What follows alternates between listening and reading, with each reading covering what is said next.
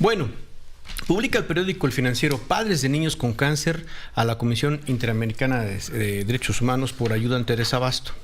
Dice que no mientan más, la situación está hoy peor que nunca. Ahora sí que el gobierno solo te dora la píldora de que ya van a llegar los medicamentos contra el cáncer, pero nunca llegan, acusó Israel Rivas, abogado, padre de Dana, de 8 años, fundador de la Asociación Movimiento por la Salud e Integridad Social. Celebró que después de 2 años se dio entrada a un caso de denuncia ante la Comisión Interamericana de Derechos Humanos por el reclamo de desabasto y falta de atención en México, y aunque admite que su hija ya superó la leucemia linfoblástica aguda, detectada en febrero del año 18 y atendida en el Hospital Infantil Federico Gómez, estimó en entrevista con El Financiero que hoy pudiera haber 25 o 30 mil casos con problemas de desabasto de medicamentos del cuadro básico, y desarrolla un poco más de información en un texto también que hace público ayer el propio Israel Rivas con un grupo de organizaciones.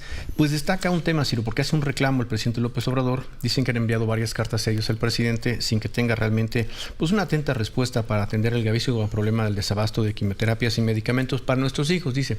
Y para muchas personas que sufren males crónicos, nos avergüenza y nos molesta que a la primera carta que envía el ciudadano Joaquín Guzmán Loera, uno de los líderes más temibles del crimen organizado, se le haya dado respuesta a su petición de protección de sus derechos humanos. Entre otras cosas, lo que están reclamando, pues una vez falta de medicamentos. Siempre con un enorme respeto a don Israel, sí.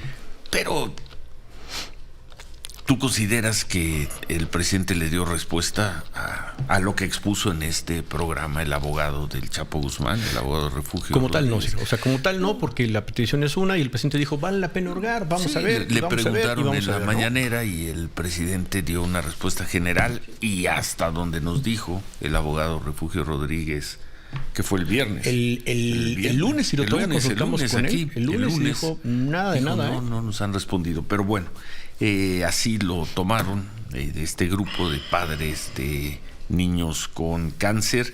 Y pues de esa carta lo que nos llama la atención, Manuel, si puedes volver a leer la frase, de que el problema sigue estando ahí. Absolutamente. Dice, ¿cómo dice?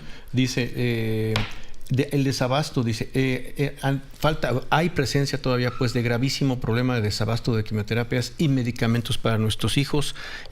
Ya no nos pueden seguir dorando la píldora, que es lo que dice ante El Financiero, porque dicen que van a llegar los medicamentos y simplemente no llegan. Gravísimo, lo siguen calificando así, el problema de falta de medicamentos para tratar el cáncer en niños. Israel Rivas, gusto en saludarlo, buenos días. Ciro, muy buenos días, Manuel. Sí, buen día. Gusto saludarlos a ustedes y al auditorio. Buenos días, a sus órdenes. Sí, gravísimo todavía el problema de desabasto. Ciro, yo creo que está peor que nunca. ¿Y por qué lo digo? Lo digo con toda certeza. No es una presunción o otra situación, sino más bien las pruebas están ahí. ¿Por qué lo digo?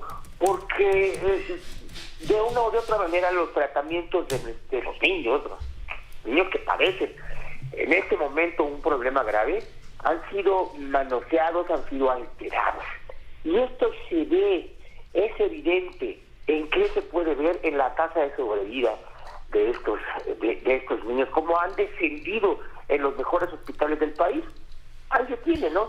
Es decir, de un protocolo que tenía como objetivo tener 18, 20 medicamentos durante los 3 años de tratamiento, se reduce a la mitad.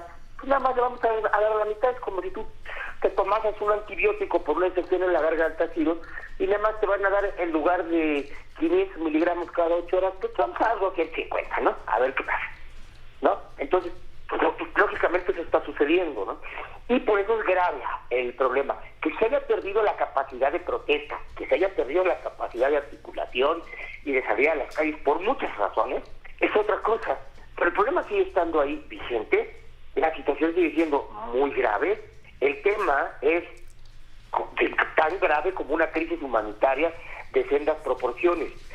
No sé si recuerdas, íbamos en el conteo de días sin quimioterapias, de los casos de niñas y niños que han fallecido por no tener estos medicamentos. Las organizaciones de la sociedad civil, por ejemplo, Cero Desabasto, que hace las cosas serias con estadística, pues ha calculado más o menos que las vidas que se han perdido solamente de niños, porque también están los adultos con otras enfermedades crónicas degenerativas, solamente de niños, son más de 3.500 niños al día de hoy que han perdido la vida, pero que no debieran perder la vida. ¿Cómo le podemos, siempre es nuestra pregunta como personas, como seres humanos, más allá de lo que se representa o no, cómo le podemos llamar a eso? Y es cuando el gobierno se enoja, y es cuando los que están y los que deben de resolver los problemas graves que hay en este país se molestan. ¿Cómo le podemos llamar a esa desidia por no resolver un problema y que ha costado la vida, te lo puedo asegurar, de cientos de miles de personas, de seres humanos que hoy deberían estar con nosotros? Por ejemplo, la señora Gaby se murió el 31 de enero y fue una batallar con Amparo porque no le querían dar el medicamento en el IMSS. Y entonces, ¿cómo le llamas a eso, no? ¿Cómo calificarlo? Se molestan muchos políticos y se molestan inclusive algunos periodistas cuando decimos la palabra genocidio. Pero nosotros no inventamos el tipo penal. El tipo penal está en un estatuto internacional que se llama Estatuto de Roma. Y si la conducta de alguien se adapta a ese tipo penal, pues el nombre es ese, genocidio. No estamos inventando nada malo. ¿Por qué te lo digo, Ciro? ¿Y por qué te lo digo, Manuel? Porque antes creíamos que el problema del desabasto era un impasse del cambio del gobierno. Se va a resolver. Yo te lo dije muchas veces. Pues no sabemos qué es, ¿no? Que era un problema de mala administración, de mala gerencia, vamos a llamarlo así. Sí, digamos, se entendía, están tomando las riendas de un nuevo gobierno, están realizando el cambio. Está bien. Pero a 4 años de gobierno, es decir, nosotros creemos que aquí ya hay una mala intención. ¿Sí? Que aquí el gobierno está actuando dolosamente. Ya no se trata solamente de un error. Aquí hay actos premeditados para no llevar estos medicamentos a donde deben de llegar. Y son por parte del gobierno. Y no es sabotaje, como ellos le llaman, o complot, ¿verdad? Esto es una realidad que está ocurriendo en este país y es una crisis humanitaria que tal vez en este momento no se vaya a aclarar, yo lo sé, porque tenemos demandas penales que no han caminado y no van a caminar por lógicas razones, pero algún día se tendrá por justicia a todas esas víctimas que aclarar esta terrible situación de una crisis humanitaria. Sí, yo te puedo asegurar, si a veces condenamos la violencia que hay en el país y la cantidad de feminicidios o de muertos por la violencia terrible que tenemos en el país, también tenemos una cantidad importante de personas que no debieron de haber fallecido por no tener sus tratamientos en el pésimo sistema de salud que tenemos hoy. Se los dijimos en la Cámara de Senadores y no entendieron cuando deshicieron el Seguro Popular, que sí, tenía sus fallas, que sí, era un problema, nosotros lo vivimos, no era perfecto, pero el monstruo que tenemos hoy del INSABI es incomparable con lo que teníamos con el Seguro Popular. Es un monstruo, no funciona, ¿sí? Y el gobierno no lo quiere aceptar. Que no tenga un problema social de mayúsculas dimensiones en este momento es por muchas razones. Pero la verdad es que muchos hospitales se caen a pedazos, no hay infraestructura, no hay medicamentos, no hay aparatos para realizar diagnósticos adecuados. Es un desastre en todo el país y el gobierno no quiere aceptarlo. Nos da mucho coraje como padres, y sí te lo digo, que por ejemplo se ponga atención en otras cosas. Nosotros, como bien lo dijiste, le mandamos 6 cartas al presidente de la República, antes inclusive de protestar. Fuimos con su gente, nunca les hicieron caso. ¿Cómo le puedes decir tú a unos papás de niños con cáncer, aguanten al presidente, ¿no? Denle chance, denle tiempo, está trabajando? ¿Cómo le vas a decir eso? Entonces, ¿la situación hoy la considera usted peor que hace 2 años? Sí. Cuando los conocimos hace 3 años, cuando la pandemia, cuando los conocimos, cuando salieron a protestar a las calles, cuando se les acusó de golpistas. Hoy la situación de falta de medicamentos en hospitales públicos, ¿usted la considera más grave que en el 2020? Es mucho más grave. ¿Y la puede medir Israel? Claro, y la podemos probar, que eso es lo interesante, con cifras reales. Hay organizaciones, como te comento, de la sociedad civil, muy profesionales que están trabajando en ello, que es cero desabasto, y te puedes probar con cifras reales todo el desastre que hay en el sistema de salud. Ya no solo con niños con cáncer, porque esto ha ido mucho Bueno. más allá. Es con adultos, ¿sí? Que vuelvo a repetir, se ha perdido la articulación social para protestar, porque no somos un grupo beligerante como la gente, ¿verdad? Que hay recursos económicos detrás, o como otros sindicatos, que pues sí tienen los recursos. Nosotros somos simples padres con pacientes, con muchas problemáticas individuales, que pues nos cuesta trabajo articularnos, ¿no? Y por ejemplo, ya no hay protestas, ya no hay desabasto. No significa eso, ¿no? Bueno. El hecho de que ya no existan protestas no quiere decir que no hay problema. Bueno, pues le agradecemos mucho esta información. Gracias, Israel Rivas. Claro que sí, Ciro, Manuel, muy buenos días, saludos a ustedes, Gracias, al auditorio, buen día. Rivas, papá de Dan. Mira, nada más en los que fueron estamos escuchando. 7, 8 minutos que hablamos con don Israel Rivas, la cantidad de mensajes que empiezan a llegar. Sí, sí lo puedo hacer. Ahí va uno de una persona conocida con 2 niños chiquitos de 5 y 2 años. Dice que llevó a vacunar a sus hijos contra COVID y que las vacunas Pfizer estaban caducas. ¿Por qué pasa eso? ¿Por qué pasa eso? Yo sigo pensando que es por negligencia. Yo sigo pensando que es producto de esa cultura de desmantelar lo que funcionaba, con muchos problemas, pero funcionaba. Por los despidos masivos que se hicieron de las personas que sí sabían hacer sus trabajos. Por la pésima capacidad gerencial que ha mostrado prácticamente en todas sus áreas este gobierno.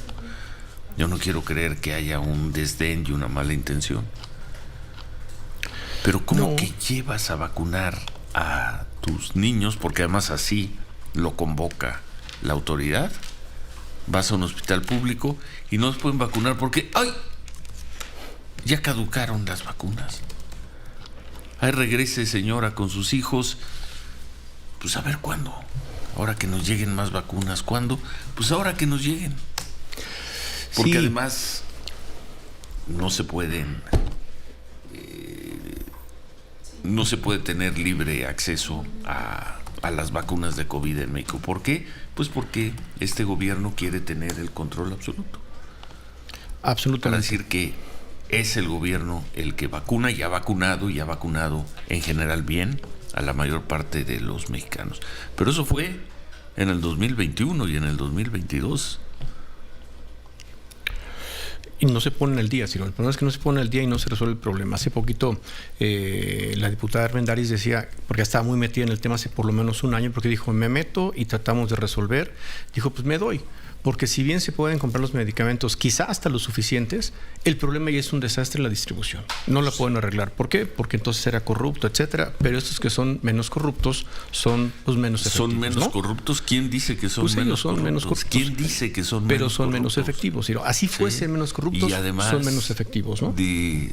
Una vez más citando a Alejandro Martí, y la negligencia y la incapacidad Sí. y el desdén no es corrupción. No, por supuesto que sí, sino el maltrato a la gente ha Y sido que se te brutal e muera histórico, un niño ¿no? por falta de medicinas no es corrupción, aunque no te metas un clavo a la bolsa. Es histórico. Eso no es sí. corrupción. El maltrato a la gente es histórico. Y el asunto de las vacunas, que sí fue un tema muy sonado hace un par de semanas, por lo menos, donde incluso la COFEPRIS por ahí se tuvo que meter a decir, bueno, pues es que hay un margen de maniobra para poder utilizar un medicamento, como todos sabemos, pues se vence hoy, sabemos que mañana no nos va a hacer daño, quizá dentro de 15 días, quizá dentro de un mes. Pero, pues, ¿qué va a hacer un padre, una madre de familia cuando llega, quiere vacunar a sus hijos para protegerlos y le dicen, fíjese que su vacuna está caducó exactamente el 2 de enero? Pues no se la pones. Por más seguro que pudiera ser el consejo de la COFEPRIS, no se la pones. Entonces te lleva muchas preguntas: ¿qué hicieron con esas vacunas? ¿Cuánto tiempo tardaron en distribuirlas? ¿Que las compraron a tiempo? ¿Las tuvieron guardadas? Otra vez, un tema de distribución.